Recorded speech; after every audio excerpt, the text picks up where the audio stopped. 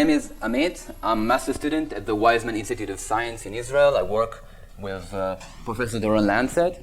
And my talk will be about Enceladus and how it fits in the conversation about the origin of life. This talk is based on a paper that was published yesterday, so if you're interested, check it out. Okay, so we have a few theories about the origin of life. They mainly group into two schools of thought. There is the information first, that's mostly known for the RNA world, which describes the first replicator as a self-propagating RNA biopolymer that's capable of some catalytic reactions. And then there is the metabolism first, which is more based on metabolic reactions, and it specifically features our origin of life theory, the Lipid-World theory, that our lab has originated and developed over the past 20 years, and describe the first replicator as catalytic micelles of different amphiphiles that are capable of compositional reproduction. And I will talk more about it later. I will just say for now that these two schools of thought both have an expensive experimental body of work to support them. But the question still remains that we can't really arbitrate between these two schools of thought because we can't go to the environment on ancient Earth and sample it and determine which theory for the origin of life is more legitimate or more truthful. What we can do is look at other prebiotic environments elsewhere in the universe and determine from their chemistry which theory for the origin of life best describes how life could have emerged in such an environment. So this is a subsection of Enceladus. We talked about it earlier. It is a moon of Saturn. It has a thick icy crust and a global subsurface ocean underneath it. It is an active water body, so there's thermal gradients that create these plumes that emanate from the ocean and through the ice, falls in the ice and out in space, where some of them have washed over Cassini that was sent to research the Saturnian system. And Cassini has a mass spectrometry instrument on it and has analyzed the constituents of the plumes over its many flybys. And last year, the most detailed analysis of these compounds that were found in the plumes was published, and they have reported rich organic chemistry in that ocean, which makes it our first observationally detected prebiotic soup. It's an active water body filled with organics. So that's really exciting. This is the data they have published. So you can see it has two halves. One is the high resolution low masses half, and the other one is the low resolution higher masses half. And if you look at the 90 to 200 U range, you see they represent monomeric compounds of carbons, of 7 to 15 carbons. And in the higher masses range, you have these big peaks that are highly indicative of polymeric macromolecules, these big chunks of insoluble organics. Now, the data couldn't offer us the exact empirical formulae of these compounds, but the authors did infer some of their chemical properties. And they say that it is the highly complex, mostly unsaturated, with high ratio of carbon to other heteroatoms like oxygen, nitrogen, and sulfur, which means it's highly carbon-dominated. And it is mostly consisting of aromatic rings that are connected with aromatic and aliphatic hydrocarbons.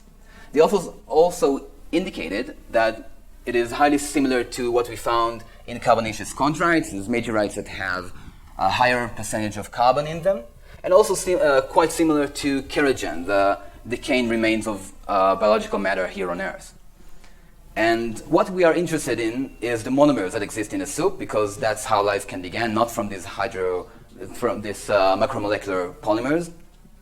And so we propose that by analyzing what monomers could escape or be extracted from these large macromolecular structures, we can then infer about the nature of chemistry on Enceladus. So this is the first example. This is Murchison. It fell into Australia about 40 years ago. And our colleague, Professor Schmidt-Kaplan, has produced an analysis, non-targeted high-resolution analysis of products that were extracted from Murchison through applying different solvents. And he has produced more than 30,000 empirical formulae of these products, which is an immense diversity. And a lot of them were amphiphilic. They have hydrophilic heads and hydrophobic tails, and they tend to aggregate and form micelles and vesicles. So you can see in an earlier analysis how these vesicles just spontaneously formed from these extractions. And in the Schmidt-Kaplan analysis, you can see that the major subgroup of compounds that were extracted, the ones that only have carbon, hydrogen, and oxygen atoms, you can see that they tend to aggregate it around two oxygen atoms and 12 to 30 carbon atoms, which are just structurally indicative of amphiphilicity and reminiscent of what the structure of simple fatty acids looks like. We see the same trends in kerogen degradation. So labs that have degraded kerogen in hydrosporolysis experiments, which is just putting them in hot water. They have produced an immense diversity of compounds, and a lot of them are amphiphilic, like alcohols and ketones. And similarly, even when they sample the non-biological extraction products of degradation of kerogen in actual hydrothermal vents, they have produced a lot of these ketones. And this is an example of the reaction pathway that even the non-dispersible molecules, such as alkenes, how water modified them and making them more dispersible and a lot more amphiphilic because they tend to bond to a near-terminal carbon, which they just tend to make them a lot more amphiphiles in the water. And so after this very quick overview, here's what we think the Enceladus prebiotic soup looks like.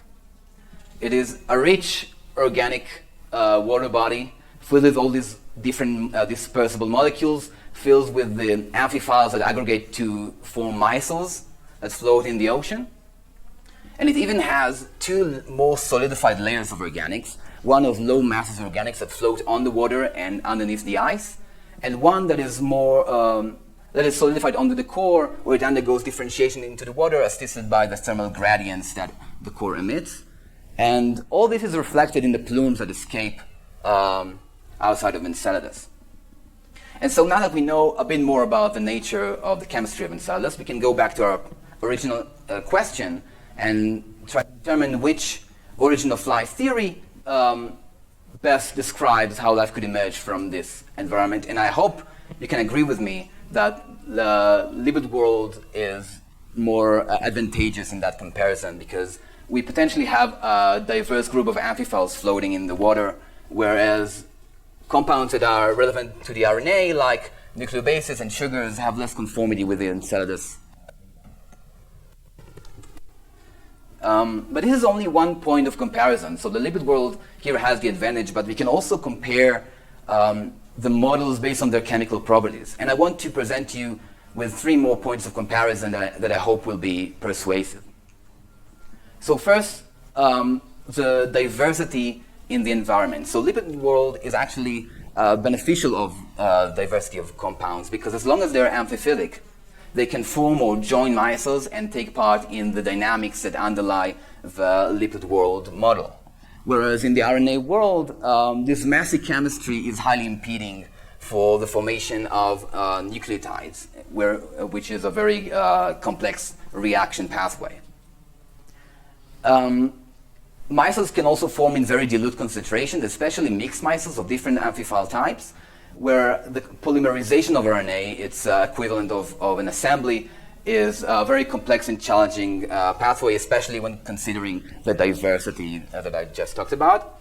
And lastly, their environmental resilience. So micelles are highly tolerant to extreme temperatures and pH gradients, where RNA is inherently unstable and delicate.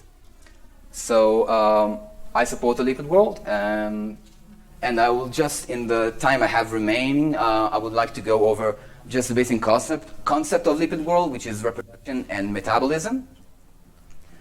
So micelles have information. It's called compositional information. It is the relative concentrations of the different molecular types within an assembly.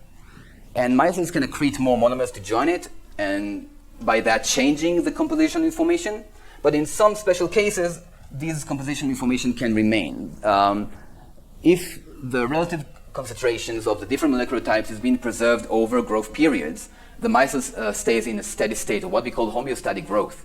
And if this remains over this fission of split events, this is the primeval form of what replication and reproduction is, and it mirrors what happens in our very own cells. This is being possible by mutual catalytic network that exists inside these assemblies. And in our Monte Carlo simulations, we've proved these states exist and that they can undergo selection and evolution, which I think is pretty critical to every origin of life theory. And lastly, micellar catalysis. So micelles and lipids are highly catalytic. We usually think as biologists as on proteins and RNA as being catalytic, but also lipids and micelles are very catalytic. They have a wide array of reactions that they can catalyze, and it stems from basically from two parameters that they have. First is the structural chemical properties, which we usually call as the pseudophase model, which is just the interaction of the hydrophobic interior with the aqueous medium, the hydrophilic exterior, and some reactions can be catalyzed that way. And also just the highly diverse head groups that lipids can have. It can have simple catalytic head groups like carboxylic acids, and also they can have more traditional head groups such as amino acids and nucleotides, and also chelating metals and minerals such as phosphates and the like, all catalytic.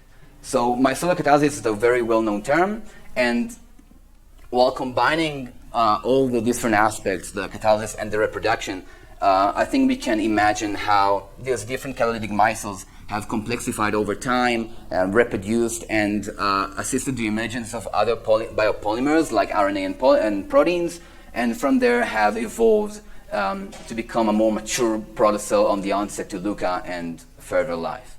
So thanks for listening, and if you have questions, I'll be happy to answer them.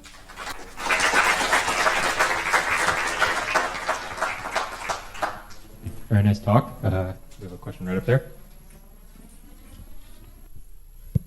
Hi. So it seems to me like the lipid world is really interesting in multiple ways. One is as a potential form of living evolvable chemistry of some kind, and the other as a stage in the origin and evolution of cellular life as we know it.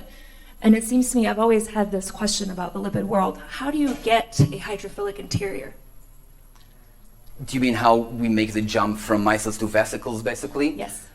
So vesicles form, as you've seen, spontaneously also from the matches and extractions, but they also are unstable except for specific lipids that can sustain it, like in our cells with phosphate head groups, basically.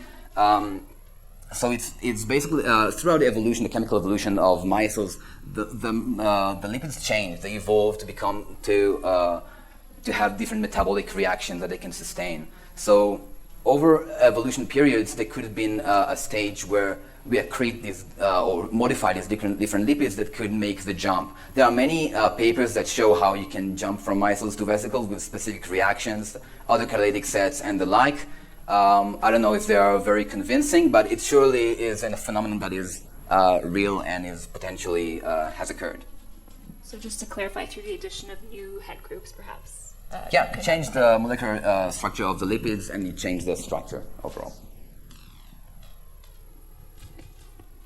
Thank you for your talk. I especially appreciate the visual nature of it. It's great. I had a question. Hopefully you can elaborate a little bit more on the dilute solution problem. I guess the ever-recurring common problem in prebiotic chemistry is, of course, what to do in a dilute solution. Especially one of like high temperatures, 50 to 100 degrees centigrade, as you guys were proposing. How do you, in the lipid world hypothesis, overcome the problem of dilute solutions without like a mineral framework or something of the sort? So, as I said, lipids tend to aggregate just on their amphiphilicity nature.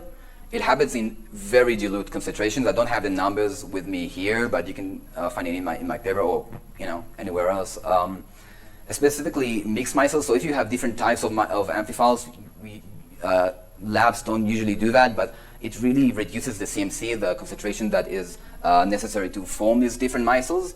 And once you form these different micelles, it's a proximity factor. So everything, the head groups really touch together and interact with each other, even in very dilute concentrations of the molecules overall. So as long as they're part of the head groups of lipids on the micelles, it really helps you to catalyze a lot of the reactions that doesn't really occur in a non-micellar solution. So I think that's one of the really cool properties about micelles. What about stability? So micelles are highly stable. So I said that they are they can be preserved over extreme temperatures and pH gradients, based mostly upon their hydrophobic core, which holds everything together.